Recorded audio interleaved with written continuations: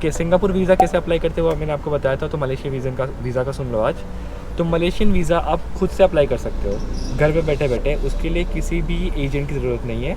पर Singapore visa सिर्फ आप एजेंट के थ्रू ही अप्लाई कर सकते हो।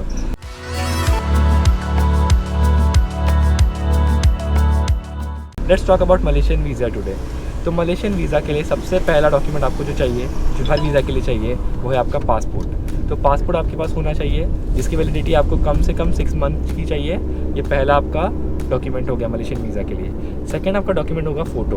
तो मलेशियन वीज़ा के लिए फ़ोटो का जो भी रिक्वायरमेंट है मैं वो यहाँ पे लिख दूँगा स्क्रीन के नीचे, तो आप यहाँ से देख लेना।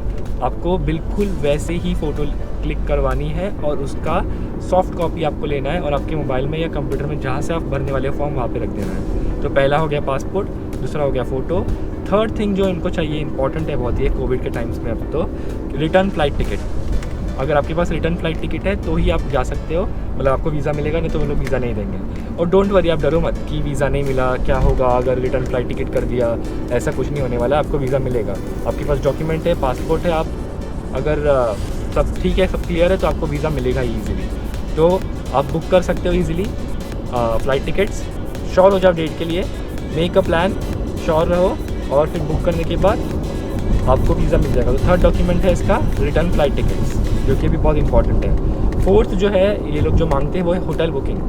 आप कहाँ कहाँ रह रहे हो मलेशिया में, सारे होटल्स के आपको बुकिंग का एक PDF सिंगल बनाना है और उसमें डाल देना है। फिफ्थ डॉक्यूमेंट जो लोग मांगते हैं वो है आपका टूर आइटनरी, मतलब जो भी आप कहाँ कहाँ जाओगे उसका पूरा का पूरा एक आइटनरी बनाना है आपको। फिफ्थ डॉक्यूमेंट है ये, और बना के खाली डाल देना है। वो बहुत ईजी है बनाना। आप टाइप करो फटाफट, कहाँ जा रहे हो, डेट लिखो, प्लेस लिखो, डेट लिखो, प्लेस लिखो, हो गया। बहुत ईजी है वो तो करना। वो कर लेने के बाद आपके पास फिर वैक्सीनेशन सर्टिफिकेट बहुत इंपॉर्टेंट है। ये 6 डॉक्यूमेंट हो गया कि आप फुल्ली वैक्सीनेटेड हो कि नहीं। अगर आप वैक्सीनेटेड नहीं हो तो ट्रैवल मत करो।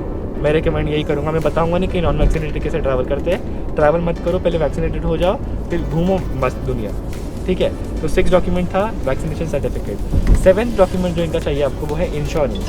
अभी इंश्योरेंस जो है फ़िलहाल तो हटा दिया है इसके बारे में, बट मैं रिकमेंड करूँगा ले लो, सस्ता आता है इंश्योरेंस।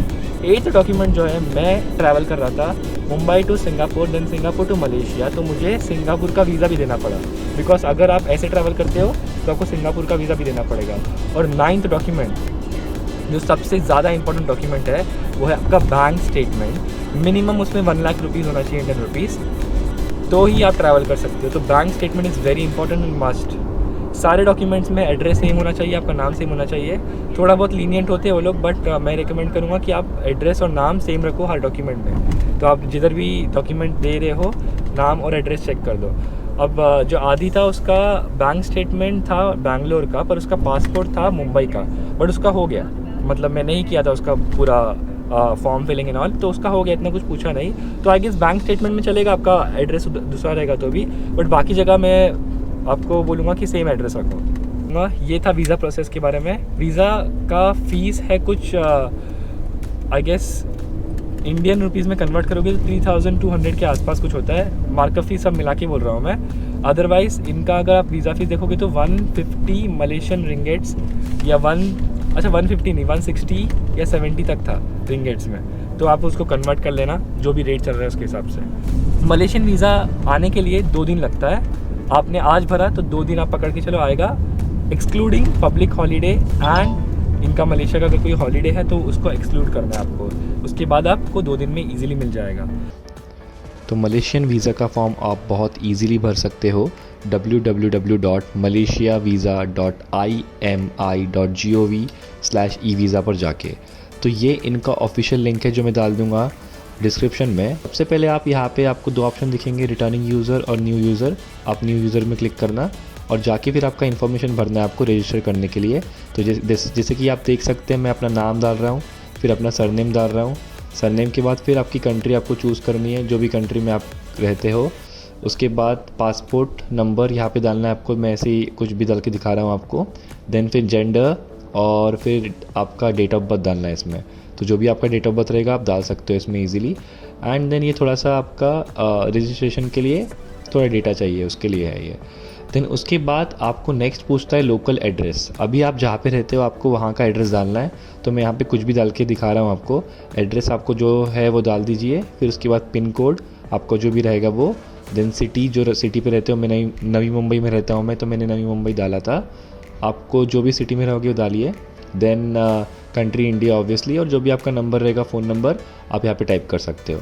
उसके बाद आपको ईमेल आईडी आपका डालना, ये बहुत इंपॉर्टेंट है, बिकॉज ईमेल आईडी से ही वो लोग आपको कांटेक्ट करेंगे, पूरा टाइम ईमेल से ही होगा कांटेक्ट सब। देन पासवर्ड जो रहेगा वो डालना है आपको, एंड री एंटर करना है पासवर्ड, और कैप्शन जो नीचे रहेगा कैप्शा, वो डाल के आप इसको कर सकते हो। तो बेसिकली यहाँ पे मैंने अपना नहीं डाला है ईमेल, मैं ऐसे दिखा रहा हूँ आपको करके, बट मैंने ये पहले रजिस्टर कर लिया था। तो ये करने के बाद आपका रजिस्ट्रेशन कंप्लीट होता है, ये प्रोसेस करने के बाद।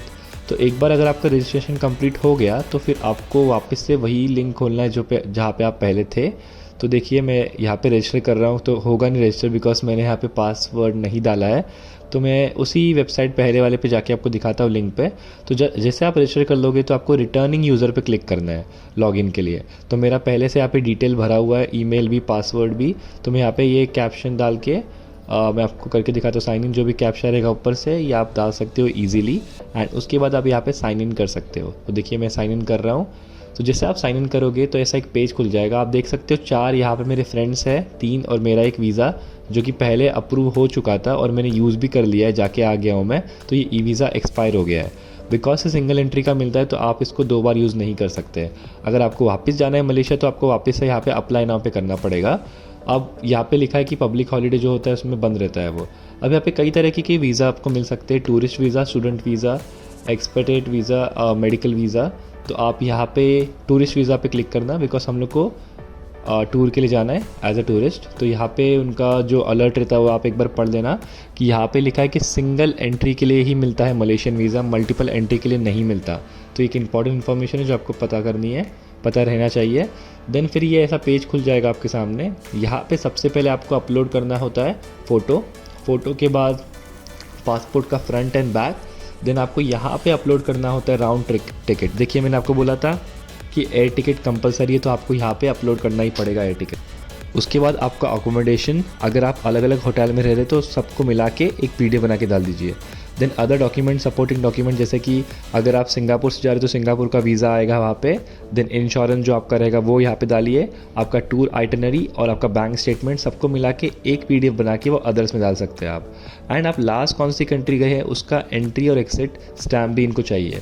देन यहाँ पे पासपोर्ट का आपको डिटेल डालना पड़ेगा, जो भी आपका पासपोर्ट है उसका पूरा डिटेल आप यहाँ पे पुट कर सकते हो।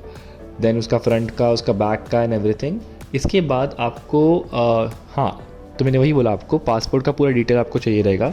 तो यही देखिए, इंटरनेशनल पासपोर्ट पे आपको क्लिक करना है, कंट्री इंडिया ऑब्वियसली डालना है उसको उसमें, क्योंकि यहाँ पे सारे कंट्री वाले अप्लाई करते हैं तो आपको स्पेसिफिक होना है कि आपकी कौन सी कंट्री है। देन इसको भर के आप नीचे आ सकते हो एड्रेस के लिए। तो वंस ये आपका भर गया पूरा तो फिर लास्ट आपका रहेगा एड्रेस का। तो यहाँ पे एड्रेस मलेशिया में, ये जो मलेशिया में एड्रेस है इसके लिए आप तो जो booking.com पे आपको एड्रेस मिला रहेगा आप वो यूज़ कर सकते हो। एंड फिर बाजू में आपका करंट एड्रेस आएगा। तो ये होने के बाद ओके दबा दिया मैंने। देन इसके बाद प्रीव्यू कर सकते हो आप। देखिए मैंने डेटा भरा नहीं इसलिए प्रीव्यू नहीं होगा अभी। और फिर पेमेंट कर सकते हो। एक बार आपका पेमेंट हो गया तो फिर कंप्लीट हो जाएगा एंड फिर आपको एक मेल आ जाएगा कि yes they have receive your payment. And उसके बाद 2 दिन के अंदर आपका वीज़ा आपके पास आ जाएगा। So it is so easy to apply. घर बैठे आप 10 मिनट में अप्लाई कर सकते हो बहुत ईजिली। डॉक्यूमेंट सामने रखो एंड हो जाएगा आपका ईजिली।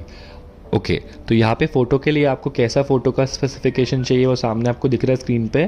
ये लोग फ़ोटो के लिए बहुत स्ट्रिक्ट होते हैं, तो आप जो भी दिया है स्पेसिफिकेशन बराबर से उसी स्पेसिफिकेशन में फ़ोटो लोगे तो बेटर रहेगा। यहाँ पे पूरा डिटेल दिया है, गाइडलाइंस दिया है, लोग ने एक्सप्लेन बहुत अच्छे से किया है आपको कैसी फ़ोटो चाहिए करके। एंड सेल्फ़ी आप इसमें बिल्कुल अपलोड मत करना, आपका वीज़ा रिजेक्ट हो जाएगा ऑब्वियसली। एंड यहाँ पे इन लोग ने बताया कितना फेस कवर होना चाहिए, 70%, 60, 80% जो भी इनका है स्पेसिफिकेशन आप पढ़ लो अच्छे से। उसके बाद फ़ोटो स्टूडियो वाले को बताओ कि ऐसे ऐसे फ़ोटो चाहिए आपको, फ़ोटो स्टूडियो वाले आपको ईजिली दे देंगे। एंड यहाँ पे फ़ोटो एकदम स्ट्रेट होनी चाहिए, कुछ बैकग्राउंड नहीं होनी चाहिए। तो आप देख सकते हो नीचे वो लड़की का दिखाया है कि कैसी फ़ोटो आपको चाहिए और कैसी आपको नहीं चाहिए। तो इसके ऊपर आप फ़ोटो ले सकते हो ईजिली। फ़ोटो का जो स्पेसिफिकेशन है वो बहुत स्ट्रिक्ट है, तो आप अच्छे से करवा लेना। फिर पासपोर्ट का आप करोगे तो उसमें बताया लोग ने कैसे इनको पासपोर्ट चाहिए। पासपोर्ट का जो इमेज है वो आप स्कैन करोगे तो बेटर रहेगा मेरे हिसाब से। आप फ़ोटो लेके मोबाइल से भी कर सकते हो, बट बेटर क्या रहेगा कि आप जाके ज़ेरॉक्स वाले के पास स्कैन कर लोगे तो ज़्यादा अच्छा क्वालिटी का आता है, तो आप वो करवा सकते हो। अदरवाइज़ आप मोबाइल से भी करोगे तो इट्स ओके, बट मैंने ज़ेरॉक्स वाले से करवा लिया था। तो ऐसे फ्रंट का जैसा हमने लिया वैसा बैक का भी चाहिए उसका।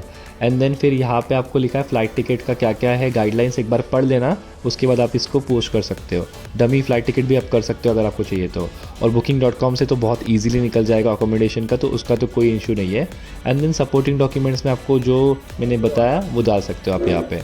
एंड देन रिटर्न एंट्री और एग्ज़िट का डाल सकते हो, जो प्रीवियस कंट्री आप गए हो उसका। तो ऐसे करके आप मलेशियन वीज़ा बहुत इजीली अप्लाई कर सकते हो। तो इस वीडियो के लिए इतना ही। अगर आपको मेरा काम अच्छा लगता है तो प्लीज़ मेरे चैनल को लाइक कीजिए, मेरे चैनल को सब्सक्राइब कीजिए, इस वीडियो को लाइक कीजिए, कमेंट कीजिए और शेयर कीजिए जितना ज़्यादा हो सके, बिकॉज जो मलेशिया जाता रहेगा उसके लिए बहुत फ़ायदे का रहेगा वीडियो। और इसके जो व्लॉग्स हैं मैं कंटिन्यू करता रहूँगा। बाकी के व्लॉग्स अगर आपको देखना है तो आप चैनल पर जाके देख सकते हो। आई thank you so much for watching.